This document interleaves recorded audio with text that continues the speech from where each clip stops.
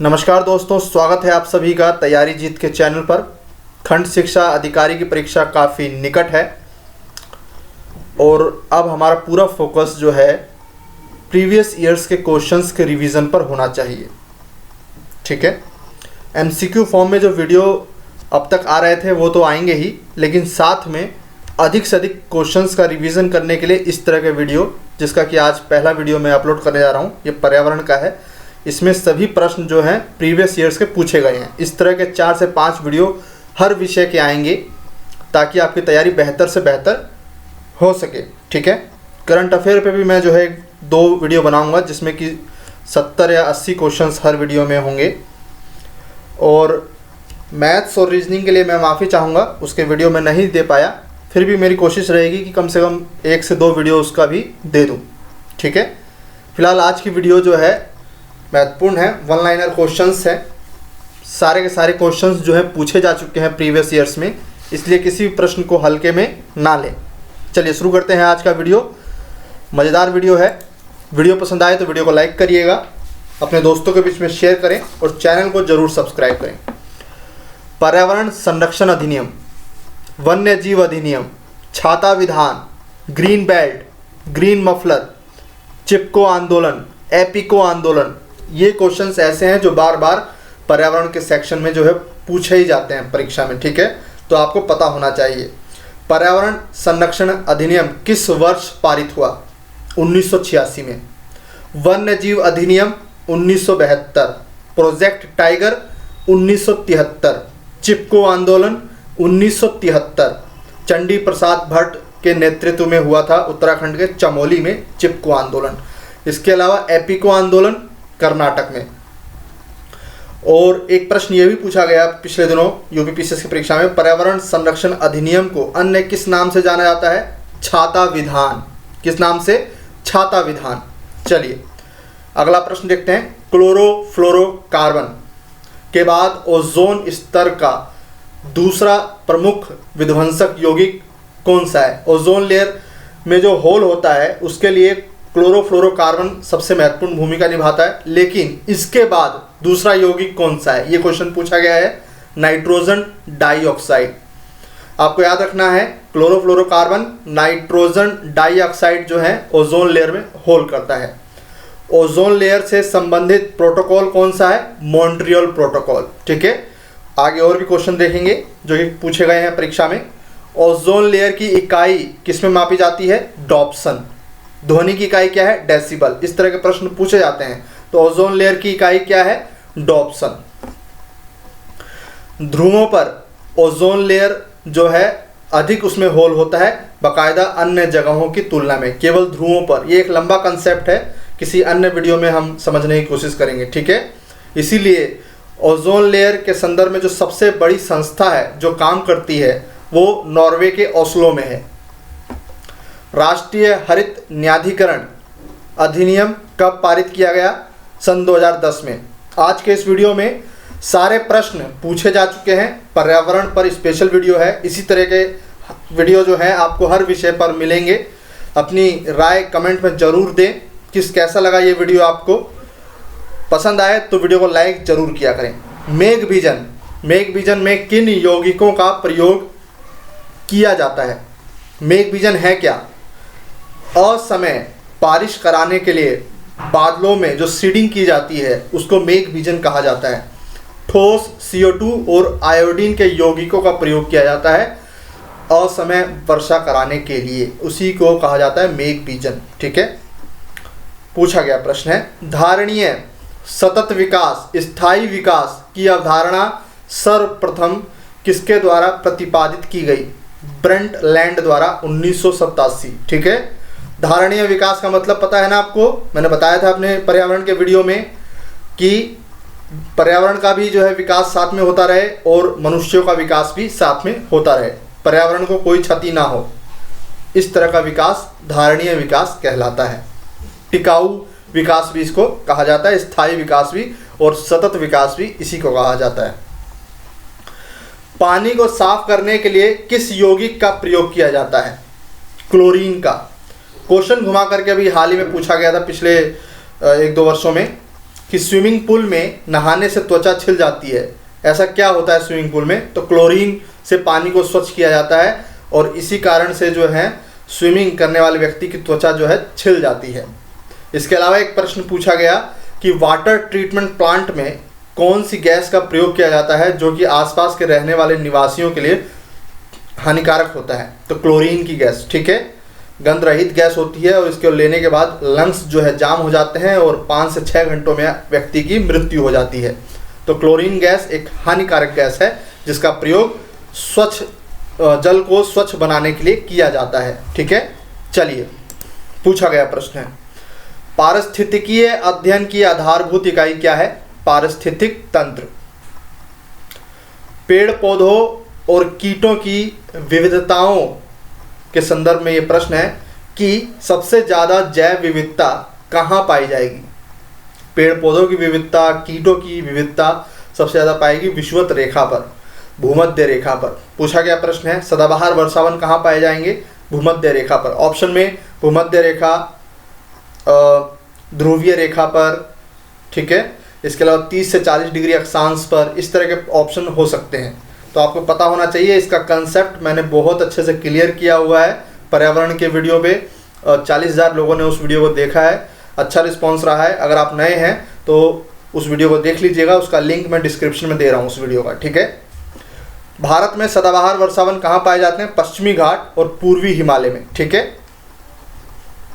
चलिए, प्रकाश संश्लेषण जिसके माध्यम से पौधे अपना भोजन बनाते हैं, सबसे महत्वपूर्ण गैस कौन सी है प्रकाश संश्लेषण के लिए? CO2, कार्बन डाइऑक्साइड, ठीक है। जबकि मनुष्यों के लिए सबसे महत्वपूर्ण गैस O2 है, जीवन के लिए। पौधों के लिए CO2। सबसे महत्वपूर्ण ग्रीन हाउस गैस कौन सी है?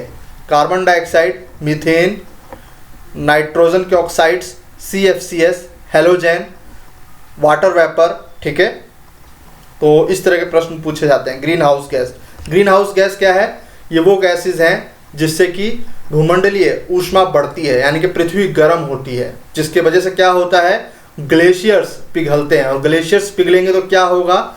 समुद्र का जो जल स्तर है वो बढ़ेगा और समुद्र का जल स्तर बढ़ेगा तो क्या होगा? जो द्वीपीय राष्ट्र हैं, जो सागर के जो राष्ट्र हैं, जो द्वीपीय राष्ट्र हैं, वो डूब जाएंगे, ठीक है, उन पे डूबने का संकट आ जाएगा। तो ग्लोबल वार्मिंग जो है इसलिए महत्वपूर्ण कंसेप्ट है और बार बार परीक्षाओं में पूछा जाता है। भूमंडलीय ऊष्मीकरण, देखिए ग्रीन हाउस गैस के संदर्भ में ही यही कंसेप्ट है, सेम बात है। ग्रीन हाउस गैस कह लीजिए या फिर भूमंडलीय ऊष्मीकरण के लिए जिम्मेदार गैस कौन सी है? बात वही पूछ रहा है कि ग्रीन हाउस गैस के लिए जो है जिम्मेदार गैस कौन है? तो मार्स गैस, जिसको कि मीथेन गैस भी कहा जाता है, जलवाष्प, ओजोन, CO2। ओजोन एक ग्रीन हाउस गैस है, ध्यान रखना है, ठीक है आपको। CO2 सबसे मेन है, जलवाष्प, मार्स गैस यानी कि मीथेन गैस भी। कौन ग्रीन हाउस गैस नहीं है? Carbon monoxide. कार्बन मोनोऑक्साइड जो है वो एक प्रदूषक है जिसकी बंध्यता किसके साथ है? हीमोग्लोबिन के साथ। दम घुटने से आदमी की मृत्यु हो जाती है और ऑटोमोबाइल्स इसका मेन स्रोत है, ठीक है। नाइट्रोजन, केवल नाइट्रोजन ग्रीन हाउस गैस नहीं है, केवल हाइड्रोजन ग्रीन हाउस गैस नहीं है, और कार्बन, ठीक है। इस तरह से ऑप्शन दें तो आपको टिक करना है कौन ग्रीन हाउस गैस नहीं है। हाइड्रोजन ग्रीन हाउस गैस नहीं है, नाइट्रोजन नहीं है, कार्बन नहीं है, कार्बन मोनोऑक्साइड भी नहीं है, ठीक है। इस तरह के जो है ऑप्शन आपको टिक करने हैं, ये चारों ग्रीन हाउस गैस नहीं है। पौधों की पत्तियों में वाष्पोत्सर्जन, ट्रांसपीरेशन की प्रक्रिया पौधे के किस अंग से होता है? तो पत्तियों से होता है, ठीक है। ये कंसेप्ट में मैंने आपको समझाया था कि क्यों रेगिस्तान में उगने वाले पौधे जो होते हैं उनमें कांटे पाए जाते हैं, क्यों? क्योंकि वो अपना ट्रांसपीरेशन रोकना चाहते हैं और इसीलिए पत्तियां जो है वो कांटों में तब्दील हो जाता है, क्योंकि वाष्पोत्सर्जन बहुत कम होता है, ठीक है, क्योंकि पानी की उपलब्धता ऑलरेडी वहाँ कम है, इसलिए उनकी जड़ें भी ज़मीन में काफ़ी लंबी हो जाती है पानी की तलाश में। वो हवा के में जो उपलब्ध थोड़ी बहुत नमी होती है उससे वो जीते हैं। जीरोफाइट्स उनको कहा जाता है, मरुद्भिद कहा जाता है। ये भी प्रश्न पूछा गया है, ठीक है। तापमान बढ़ने पर ट्रांसपीरेशन की दर बढ़ जाती है और यही कारण है कि भूमध्य रेखा पर, विषुवत रेखा पर जो फॉरेस्ट होते हैं उनके अंदर ट्रांसपिरेशन बहुत ज़्यादा होती है, क्योंकि वहाँ पे सीधा सूर्य जो है 12 बजे सिर पर होता है। इस वजह से विषुवत रेखीय वर्षावनों में ट्रांसपिरेशन की दर बहुत ज़्यादा होती है और यही कारण है कि वहाँ पर वर्षा 200 सेंटीमीटर से अधिक होती है। फिर से यही कारण है कि जैव विविधता वहाँ पे बहुत ज़्यादा होती है। ये पूरा एक कंसेप्ट है जो कि मैंने आपको पहले भी समझाया हुआ है, ठीक है। चलिए, क्लोरोफिल के कारण पत्तियों का रंग हरा होता है, पता है आपको, लेकिन प्रश्न यहाँ पे ये भी पूछा जा चुका है क्लोरोफिल पे, क्लोरोप्लास्ट पे, और कौन सा तत्व पाया जाता है। तो उसके अंदर कौन सा तत्व पाया जाता है? मैग्नीशियम। ऑप्शन में magnesium, boron, nitrogen, potash, potassium, कुछ भी दे सकता है। आपको पता होना चाहिए Mg, ठीक है, Mg मैग्नीशियम। मैग्नीज अलग होता है, मैग्नीशियम अलग होता है। तो क्लोरोफिल में कौन सा तत्व होता है? मैग्नीशियम, याद रहेगा, इंपॉर्टेंट है। ह्यूमस किस प्रकार की मृदा में सर्वाधिक पाया जाता है? ह्यूमस क्या है? कार्बनिक पदार्थ, ठीक है। तो क्वेश्चन थोड़ा सा घुमा देगा तो वो ये पूछ लेगा कि किस प्रकार की मृदा में कार्बनिक पदार्थ की मात्रा सर्वाधिक होती है। तो पीट मृदा। अब प्रश्न ये पूछा जाता है कि पीट मृदा जो है कहाँ पाई जाती है? तो सदाबहार वर्षा वनों में पाई जाने वाली मृदा किस प्रकार की मृदा है? ऑप्शन में लैटेराइट, जलोढ़, बलुआ, पीट मृदा, कपासी मृदा, काली मृदा, इस तरह से ऑप्शन हो सकता है, ठीक है। तो आपका जवाब होगा कि सदाबहार वर्षा वनों में पाई जाने वाली मिट्टी है पीट मृदा, ठीक है। कार्बनिक पदार्थ प्रचुर मात्रा में पाए जाते हैं। एक प्रश्न और पूछा जाता है कि निक्षालन की प्रक्रिया से निर्मित मिट्टी कौन सी है? लेटेराइट, ठीक है, लेटेराइट, याद रहेगा, 3 बार पूछा जा चुका है। इसके अलावा रेगड़ मिट्टी बार बार पूछा जाता है। मिट्टी के संदर्भ में अगर प्रश्न बनता है तो रेगड़ मिट्टी काली मिट्टी पे ही बनेगा। कौन स्वतः जुताई वाली मिट्टी है, ठीक है, कौन कपासी मिट्टी है, किस मिट्टी को रेगड़ मिट्टी कहा जाता है, महाराष्ट्र के विशाल क्षेत्रफल में कौन सी मिट्टी फैली हुई है? तो इन सब का जवाब है काली मृदा, जो कि कपास के लिए काफ़ी उपयुक्त होती है। पूरे देश भर में सबसे ज़्यादा क्षेत्रफल में कौन सी मृदा पाई जाती है? जलोढ़ मृदा, ये भी याद रखना है, जलोढ़ मृदा, ठीक है। चलिए, कौन सा तत्व पौधों की वृद्धि के लिए अनिवार्य है? बोरोन। जिस तरह से हरे रंग के लिए मैग्नीशियम जिम्मेदार है, ठीक उसी तरीके से पौधों की वृद्धि के लिए बोरोन। कौन सा तत्व पौधों के किसी भी विकास के क्रम में शामिल नहीं है? तो वो है सोडियम। ये भी प्रश्न पूछा गया है, ठीक है, ध्यान रखना है आपको। पौधों की वृद्धि के लिए बोरोन, क्लोरोफिल के लिए मैग्नीशियम। पेड़ पौधे किस रूप में जल का अवशोषण करते हैं? भूमि के नीचे से जमीन से जो है पानी को सोखते हैं अपने जड़ों में, ये होती है केशिका जल प्रक्रिया। क्या होती है? केशिका जल प्रक्रिया। चलिए अगला प्रश्न देखते हैं। किस प्रकार आयनों की मात्रा अधिक होने पर किस मृदा का निर्माण होता है?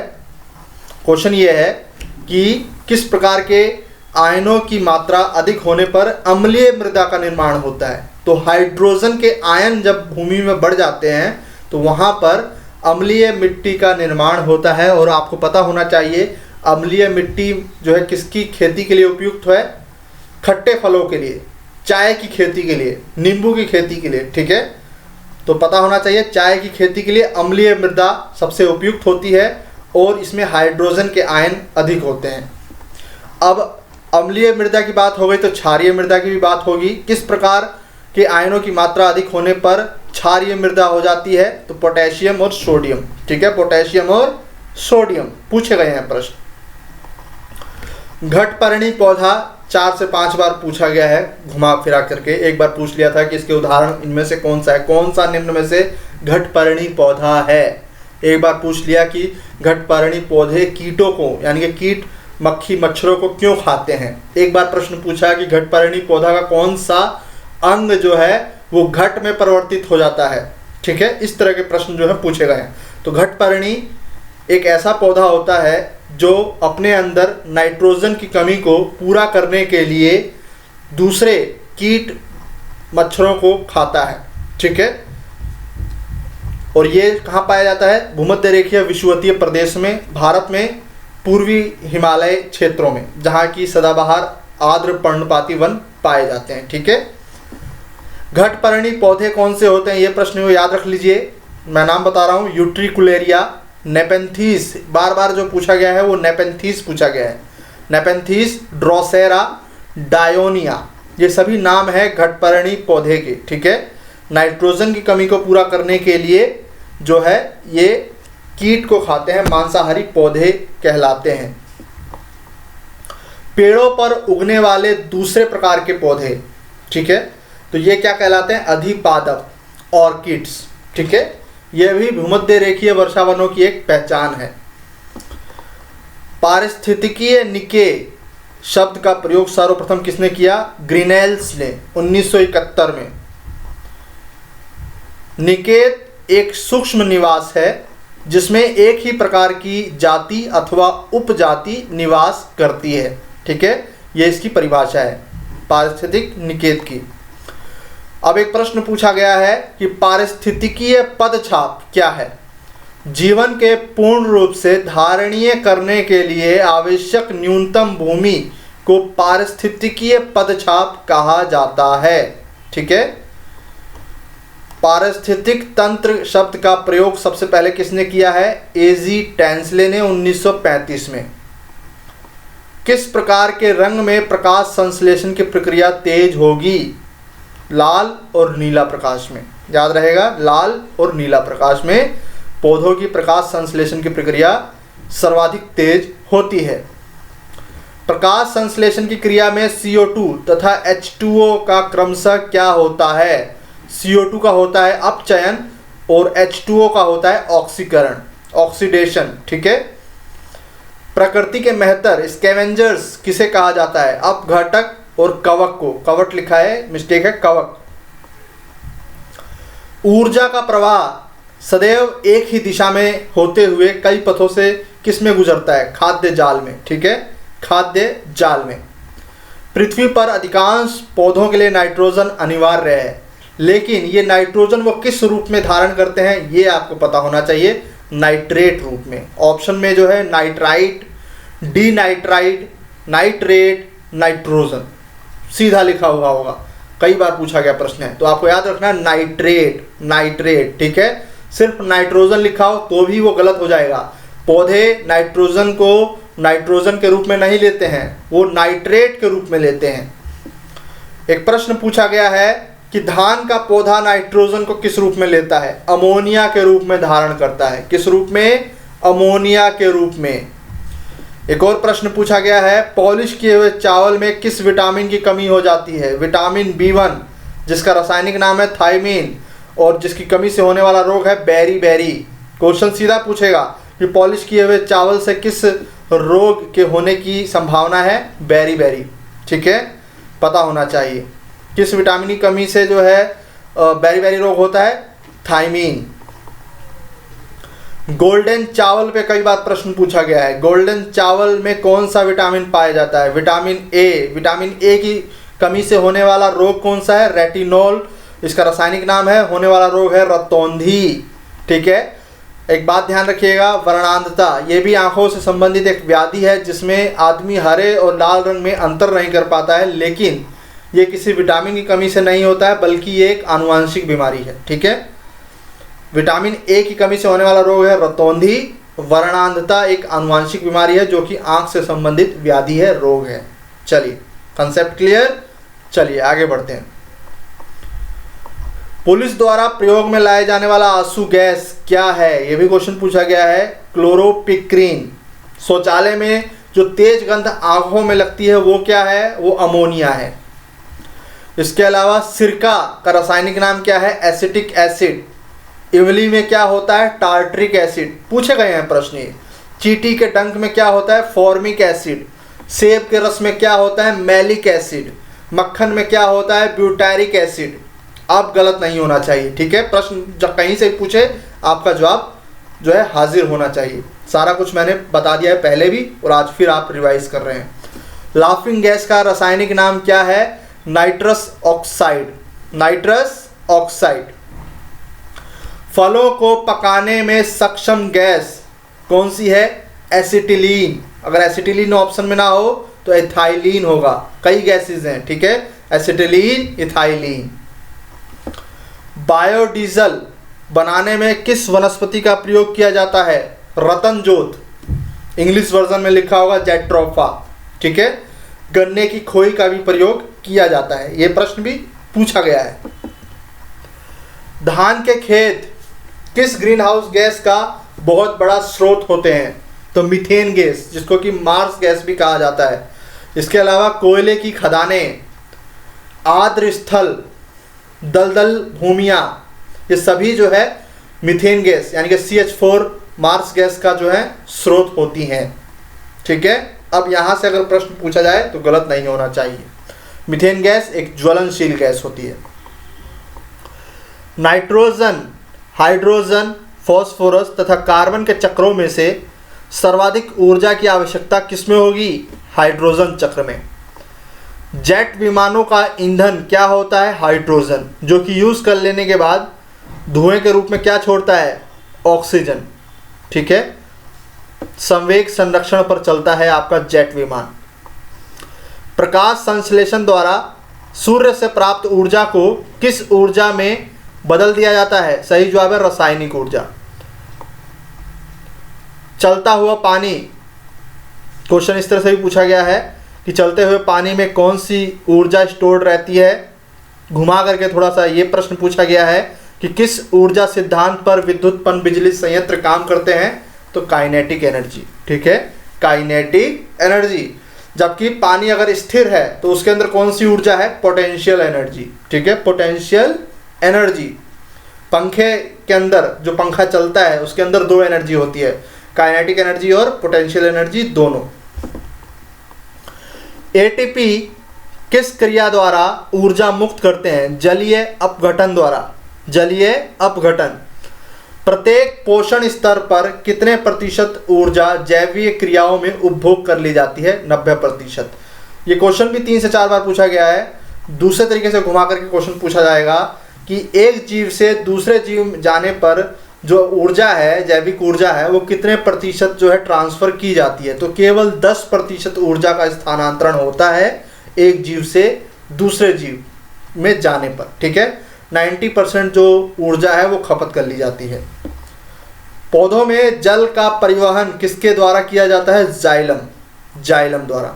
इसके अलावा फोइलम क्या काम करता है? फोइलम जो है प्रकाश संश्लेषण द्वारा पौधों की पत्तियों में जो भोजन तैयार होता है, फोइलम उत्तक जो है वो उस हिस्से से पौधों के अन्य हिस्सों तक जो है फूड को लेके चले जाते हैं, ठीक है, जिससे पौधों का विकास होता है। ये कार्य है फोइलम का। जाइलम का मैंने आपको बता दिया, जल और लवण खनिज को जो है ट्रांसपोर्ट करता है। Oxygen, silicon, carbon dioxide, aluminium, इनमें से कौन सा स्थलमंडल में सबसे बड़ा घटक है? ऑक्सीजन, ठीक है। रेड डाटा बुक, जिसमें कि जानवर, पेड़, फुंगी, इनकी संकटपन प्रजातियों को शामिल किया जाता है, ये किसके द्वारा तैयार की जाती है? IUCN द्वारा, ठीक है, IUCN द्वारा। जैव विविधता हॉटस्पॉट क्या है? भारत में हॉटस्पॉट कितने हैं? तो एक जैव विविधता हॉटस्पॉट एक ऐसा क्षेत्र है जहां उच्च मात्रा में जैव विविधता पाई जाती है और जो मानव गतिविधियों द्वारा आवास की हानि का अनुभव करती हैं। भारत के 2 हॉटस्पॉट हैं जो पूर्णतः भारत के हैं, एक है पश्चिमी घाट और दूसरा है पूर्वी हिमालय। कई बार परीक्षाओं में इंडो बर्मा भी लिखा होता है, ठीक है।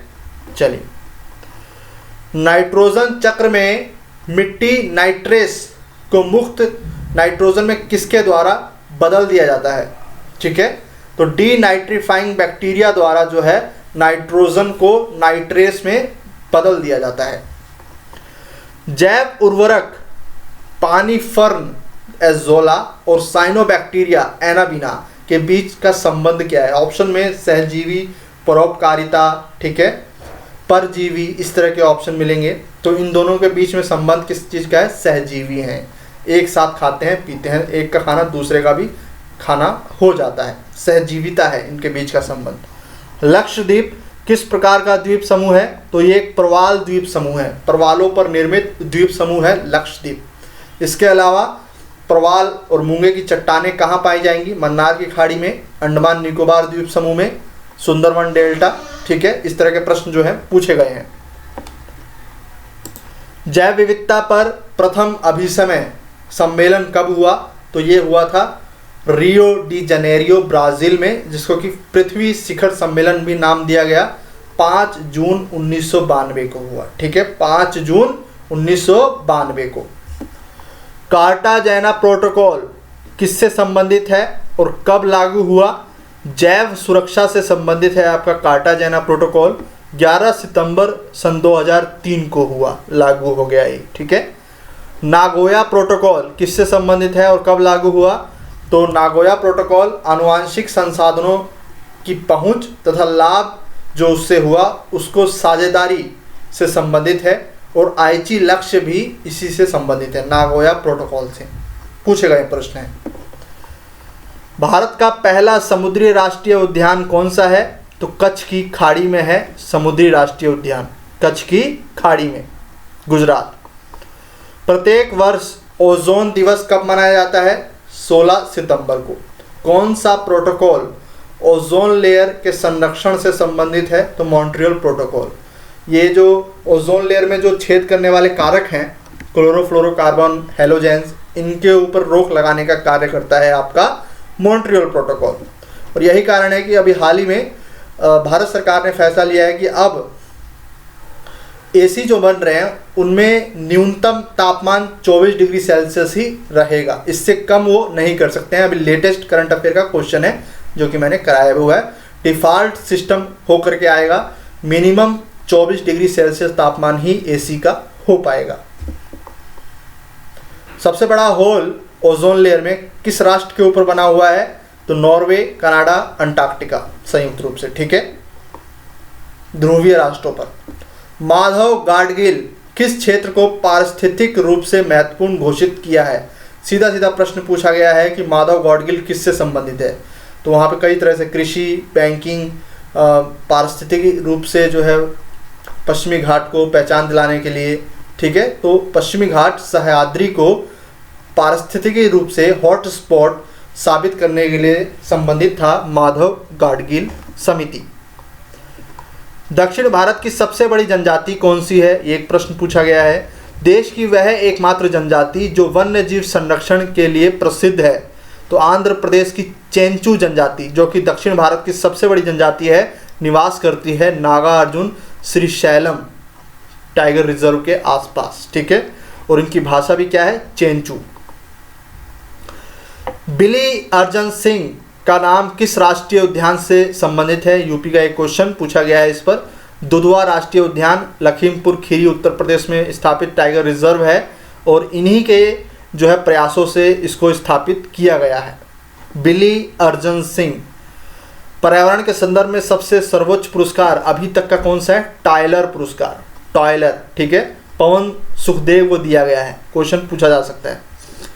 जैव उर्वरक के उदाहरण कौन से हैं? एजेक्टोबैक्टर, एजोला, एनाबीना, राइजोबियम, धान के खेत के लिए नील हरित शैवाल। ठीक है, इन सभी पे प्रश्न जो है कई बार घुमा करके पूछा हुआ है। ठीक है, याद रहेगा राइजोबियम जो है वो दलहनी फसलों के लिए प्रयुक्त जैव उर्वरक है, धान की फसल के लिए नील हरित शैवाल। ठीक है, जैट्रोफा रतनजोत के अतिरिक्त किस पेड़ का बीज तेल भारत में सैकड़ों परियोजनाओं के लिए संयंत्र चालक के रूप में साबित हुआ है? तो वो है पोंगामिया पिनाटा। ठीक है, ये पेड़ का नाम है पोंगामिया पिनाटा। क्वेश्चन पूछा गया है। अम्लीय वर्षा क्या है, कैसे होती है? तो सल्फर और नाइट्रोजन के ऑक्साइड्स जब आपस में मिल जाते हैं और तब वर्षा हो जाती है अगर, तो वो एसिड रेन में तब्दील हो जाते हैं। और एसिड रेन की खासियत ये है कि ये चूने को जिप्सम में बदल देता है, और यही कारण है कि जो इमारतें हैं उनका रंग जो है फीका पीला सा पड़ जाता है, क्योंकि इसके अंदर सल्फर होता है और त्वचा पे अगर पड़ जाए तो चमड़े को भी जला सकता है। ठीक है, क्योंकि इसका सूत्र जो है वो H2SO4 बन जाता है, और H2SO4 काफ़ी एसिडिक होता है। तो अम्लीय वर्षा, एसिड रेन, सल्फर और नाइट्रोजन के ऑक्साइड्स। ठीक है, याद रहेगा। चलिए, मिनीमाटा रोग, जापान से इसकी उत्पत्ति हुई। इसका संबंध किससे है? मरकरी, या फिर ऑप्शन में पारा दिया हो तो टिक करिएगा। ठीक है, मरकरी या पारा रोग। जापान में मछलियों ने मरकरी को खा लिया था और इंसानों ने जब उन मछलियों को खाया तो उससे जो है मिनीमाटा रोग हो गया। इससे कौन सा अंग प्रभावित होता है? मनुष्य का तंत्रिका तंत्र प्रभावित होता है। ठीक है, ये भी क्वेश्चन पूछ लेता है। तो मिनीमाटा रोग पारा से होने वाला रोग जो कि इफेक्ट करता है मनुष्य का तंत्रिका तंत्र। इटाई रोग क्या होता है कि मनुष्य की हड्डियां मुड़ जाती हैं, कमर से ये आदमी झुक जाता है, तो इसको इटाई रोग कहा गया। किससे होता है? कैडमियम से, कैडमियम युक्त जल पीने से। ठीक है, अभी हाल ही में पश्चिम बंगाल सरकार ने ऑफिशियली इस बात को अनाउंस किया कि सबसे ज़्यादा भूमिगत जल में आर्सेनिक किस राज्य में है? पश्चिम बंगाल में, उसके बाद बिहार। ठीक है, और यहाँ पर कौन सा रोग प्रचलित है? तो वो है सांखिया व्याधि, जिसका प्रचलित एग्जाम में जो कॉमन क्वेश्चन बनकर आता है वो है ब्लैक फुट रोग। तो ब्लैक फुट रोग किससे होता है? आर्सेनिक से। किससे? आर्सेनिक से। पश्चिम बंगाल का जल सबसे ज़्यादा दूषित है आर्सेनिक से। ठीक है, और ये एक अजैविक तत्व है। Blue baby syndrome, blue baby syndrome, आंखें नीली हो जाती हैं, इसके अलावा जो बॉडी के अन्य पार्ट्स हैं वहाँ पर भी नीलापन आ जाता है। ये किससे होता है? नाइट्रेट युक्त जल का प्रयोग से। ठीक है, ऐसा पानी पीने से जिसमें कि नाइट्रेट की मात्रा अधिक हो। ठीक है, ऑप्शन में देख लीजिएगा, नाइट्रेट दिया हो, नाइट्राइट दिया हो, डी नाइट्रेट दिया हो, नाइट्रोजन दिया हो, इस तरह के वो ऑप्शन दे देता है, तो उसमें कंफ्यूजन हो जाती है। एग्जैक्ट पता होना चाहिए नाइट्रेट। ठीक है, इंग्लिश वर्जन देख लीजिएगा। ब्लैक फुट रोग आर्सेनिक हो गया, इटाई रोग कैडमियम, मिनीमाटा रोग पारा। इस वीडियो को यहीं रोकते हैं, काफ़ी लंबा हो जाएगा। और 70 क्वेश्चंस आई थिंक पूरे हो गए हैं। जी हाँ, पूरे हो गए हैं। कैसी लगी वीडियो अवश्य बताएं। ये अभी पहला वीडियो है पर्यावरण पर। इस तरह से अभी कम से कम 300 से 400 क्वेश्चंस होंगे जो पूछे जा चुके हैं विभिन्न एग्जाम्स में, वो सभी क्वेश्चंस हम करवाएंगे। ठीक है, तो टेंशन मत लीजिए, आप अपने स्तर पर भी तैयारी करते रहें और चैनल को भी कुछ समय देते रहें। ये वीडियो कैसी लगी कमेंट के माध्यम से अवश्य बताएं। मिलते हैं अगले वीडियो में, तब तक के लिए नमस्कार, धन्यवाद।